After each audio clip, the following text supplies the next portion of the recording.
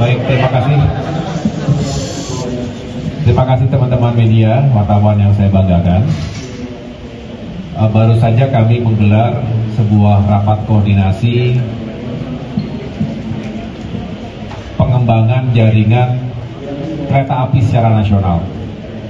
Tadi hadir sejumlah menteri dan kepala badan, Menteri Perencanaan Pembangunan Nasional, Kepala Bappenas, Bapak Rahmat Pambudi tadi hadir karena erat kaitannya dengan rencana strategis jangka menengah dan panjang yang tentunya secara khusus terkait dengan membangun sistem transportasi kereta. Hadir pula bersama kami saat ini Kepala BRIN, Badan Riset dan Inovasi Nasional, Profesor Arif Satria, terima kasih Profesor. Wakil Menteri Dalam Negeri, tadi hadir Bapak Ahmad Biagus, Wakil Menteri ATR BPN, Bapak Osi Darmawan. Tadi hadir juga Wakil Kepala BP BUMN, Bapak Aminuddin Ma'ruf, dan jajaran dari berbagai kementerian dan lembaga, tentunya dari Kementerian Perhubungan hadir Pak Sekjen, Dirjen Kereta Api, lalu dari PT KAI sendiri tadi hadir Pak Dirut, Pak Bobi Rohidin dan jajarannya, dari Kementerian Perindustrian, dari kementerian lain yang mohon maaf tidak dapat saya sebutkan satu persatu, Kementerian PU. Intinya adalah Bapak Ibu sekalian, teman-teman, salah satu program prioritas yang telah ditetapkan Bapak Presiden Prabowo Subianto dan ditekankan pada acara penyampaian taklimat di istana kepada seluruh kementerian lembaga beserta jajaran eselon 1 dan para dirut BUMN. Ada 8 pilar dan diantaranya adalah pilar infrastruktur dan pembangunan kewilayahan. Nah, di antara pilar infrastruktur itu ada amanah bagi kami semua untuk bisa menyukseskan pengembangan jaringan kereta secara nasional. Dan ini juga sesuai dengan apa yang beliau sampaikan ketika di bulan November 2025 yang lalu meresmikan stasiun Tanah Abang ini.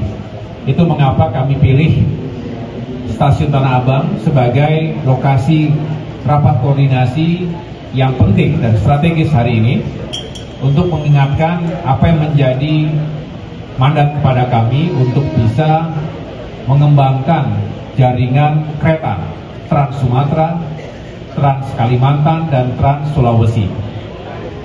Kita ketahui bahwa kereta merupakan moda transportasi yang juga sangat diharapkan bisa bukan hanya membantu mobilitas manusia, tapi juga untuk barang atau logistik. Kereta antar kota, kereta antar provinsi, tapi juga sekali lagi kereta yang bisa meningkatkan produktivitas berbagai daerah karena kita bisa menurunkan biaya transportasi logistik. Selain kereta bisa meningkatkan pertumbuhan ekonomi, tapi juga secara khusus bisa mengurangi emisi karbon. Perlu diketahui teman-teman sekalian, dari sektor transportasi, subsektor transportasi darat yang didominasi oleh kendaraan-kendaraan pribadi, termasuk juga kendaraan bermotor, ini berkontribusi 89% terhadap emisi karbon.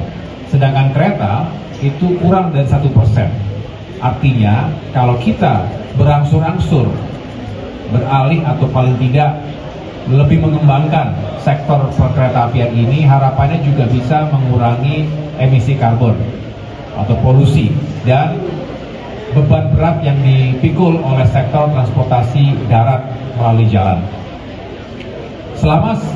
Selama ini bisa dikatakan terjadi underinvestment. Memang kita bukan seperti negara kontinental yang saling terhubung daratannya sehingga pengembangan rel kereta bisa dilakukan secara masif ke semua arah. Kita negara kepulauan, tapi tetap saja kita perlu pengembangan kereta. Underinvestment ini jika dibandingkan dengan biaya atau anggaran yang dialokasikan untuk pembangunan atau perbaikan jalan-jalan kita. Tahun 2026 ini saja misalnya bisa dikatakan 46 sekian triliun itu untuk pembangunan atau perbaikan jalan-jalan secara nasional, sedangkan hanya kurang lebih 5 triliun untuk rel kereta. Jadi ada gap di situ. Nah, sedangkan dari kurang lebih 12.000 secara total, 10.000 kilometer itu ada di Jawa. Yang aktif, yang operasional sekitar 7.000 kilometer. Sisanya tidak aktif. Sedangkan Sumatera ada, tapi tentunya belum sangat terhubung. Kalimantan belum ada kereta. Sulawesi hanya sedikit sekali, 100-an kilometer saja. Nah, dengan demikian arahan Bapak Presiden untuk mengembangkan jaringan kereta di Sumatera, Kalimantan, dan Sulawesi ini menjadi strategis. Urgensinya sekali lagi untuk mendukung mobilitas manusia, barang, dan jasa di wilayah-wilayah yang memang potensi utamanya adalah sumber daya alam, komoditas ekstraktif, maka perlu didukung oleh transportasi logistik kereta yang benar-benar bisa digunakan secara efektif dan efisien. Oleh karena itu kami mencoba untuk menghitung duduk bersama dengan seluruh kementerian lembaga sekaligus melakukan studi membanding-bandingkan dengan sejumlah negara, sejumlah kota di dunia yang juga sudah jauh lebih cepat atau modern menggunakan transportasi keretanya. Kalau kita bandingkan misalnya tingkat kepadatan penduduk kita, jumlah panjang rel kereta dibandingkan dengan wilayah yang ada, areal wilayah yang ada atau dibandingkan dengan jumlah penduduknya, maka kita harus bekerja keras. Paling tidak untuk bisa meningkat secara signifikan, kita perlu membangun atau mengembangkan dan mereaktivasi kurang lebih 14.000 kilometer. Betul ya, 14.000 kilometer. Dan itu tentu tidak bisa seketika, perlu proses jangka menengah, jangka panjang, sehingga harus ada quick wins-nya dan harus ada anggaran yang memadai. Nah, disinilah kita menghitung jumlah kira-kira kebutuhannya seperti apa dalam 20 tahun menuju 2045 maupun kira-kira per tahunnya, dengan berasumsi bahwa tentunya bukan hanya dibebankan pada APBN, tapi juga APBN dan APBD karena pemerintah daerah juga harus terlibat langsung, tapi juga dengan skema-skema kerjasama antara pemerintah dan swasta, skema kerjasama pemerintah dan badan usaha KPBU, termasuk juga investasi dari luar, dan kita harapkan ada sumber-sumber keuangan kreatif lainnya yang bisa dikembangkan bukan hanya untuk membangun prasarana tapi juga mengembangkan industri dalam negeri. Tadi Pak Kepala BRIN juga sangat mendorong agar kita bisa justru sekaligus memajukan industri perkeretaapian nasional. Mengapa tidak? Karena kebutuhannya ada.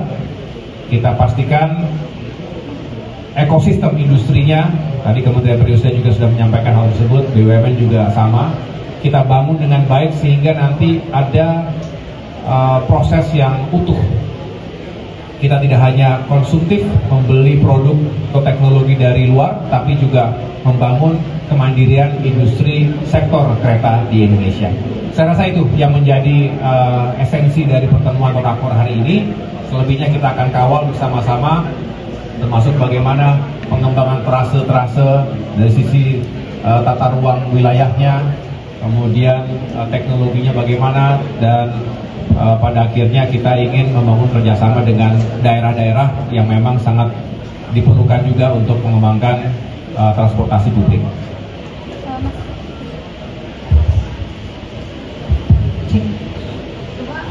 Saya lihat dari radio semua tadi disampaikan bagaimana kebutuhannya, termasuk apakah sudah disampaikan juga target di tahun 2026-2027 ini wilayah mana dulu yang menjadi prioritas pertama untuk pengembangan rel kereta tadi, kemudian termasuk juga dengan yang under investment yang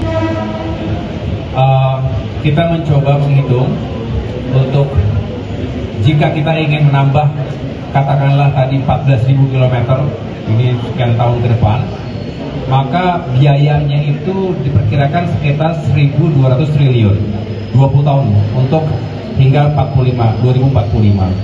Nah, dengan demikian sederhananya jika dibagi 20 tahun kurang lebih 60-65 triliun rupiah harus disiapkan untuk bisa mengembangkan memenuhi target ataupun roadmap seperti itu. Tapi ini belumlah hitungan final, kita masih akan menyempurnakan karena sekali lagi mengembangkan infrastruktur itu juga sangat tergantung pada kondisi geografis dari daerah-daerah yang akan kita kembangkan. Tapi paling tidak itu hitungan awal yang bisa kita sampaikan sebagai bahan diskusi tadi. Kemudian bicara proyek yang bisa dikerjakan lebih cepat begitu, bisa dikatakan quick wins. Tadi ada beberapa yang kita identifikasi, misalnya untuk ruas dari Aceh ke Sumatera Utara, khususnya dari Banda Aceh ke Besitang, itu juga sedang dihitung lebih lanjut lagi. Mudah-mudahan kalau itu bisa disegerakan, ditambah juga nanti ada beberapa lagi yang bisa dijelaskan berikutnya oleh PT KAI dan juga dari Direktorat Jenderal Kereta Api di Kementerian Perhubungan. Terima kasih. Tadi kan akan membuka peluang bekerja sama dengan negara lain ya. Kira-kira sudah melakukan penjajakan dengan negara mana saja dan peluangnya apakah mungkin ke Cina atau Jepang atau seperti apa? Iya, benar. Terima kasih. Investasi diperlukan. Dan itulah mengapa kami juga mengajak serta Kementerian Investasi, tentunya juga Danantara, karena untuk sektor transportasi atau membangun konektivitas antar wilayah termasuk kereta ini, tentunya kita mengajak berbagai pihak. Kita belum definitif, tapi berdasarkan pengalaman atau ya yang telah dilakukan sebelumnya, ada sejumlah negara yang tentunya juga sudah pernah bekerja sama sampai dengan hari ini dengan Indonesia. Tapi ini terbuka sekali, belum definitif, dan kita ingin terus mencari mereka yang memiliki ketertarikan, baik itu pengembangan kereta dalam kota atau juga kereta logistik. Baik, satu pertanyaan terakhir. Pak, izin saya Arianto dari Antara. Soal rencana jalur kereta api di Kalimantan itu kira-kira targetnya kapan Pak? Karena kan mengingat di sana untuk angkutan logistik juga cukup tinggi. Terima kasih. Ya, itu juga yang memang masih kita hitung betul. Kami akan terus merencanakan. Ada yang namanya tadi salah satu kesimpulannya kita ingin membentuk semacam komite ya, komite yang akan mengakomodasi semua kementerian lembaga terkait untuk bisa memberikan masukan-masukannya, termasuk menyempurnakan, menuntaskan yang namanya RIPNAS, Rencana Induk Perkeretaapian Nasional. Nah, Kalimantan, tadi saya memang mengatakan belum ada kereta sampai dengan hari ini. Jadi masih 0 km ya kalau dihitung begitu, jadi tidak ada. Nah, padahal kita tahu wilayah Kalimantan luas sekali dan kaya dengan sumber daya alam, mineral, termasuk yang menghubungkan antar provinsi-provinsi dari utara ke timur, ke selatan, ke tengah, dan sampai dengan ke barat, semuanya penuh dengan potensi sumber daya alam. Nah, inilah yang saya rasa menjadi peluang yang sangat baik. Kalau saja ini bisa kita dorong terus, maka akan memberikan keuntungan bagi negara dan semua pelaku dunia usaha di bidang komoditas sumber daya alam tadi.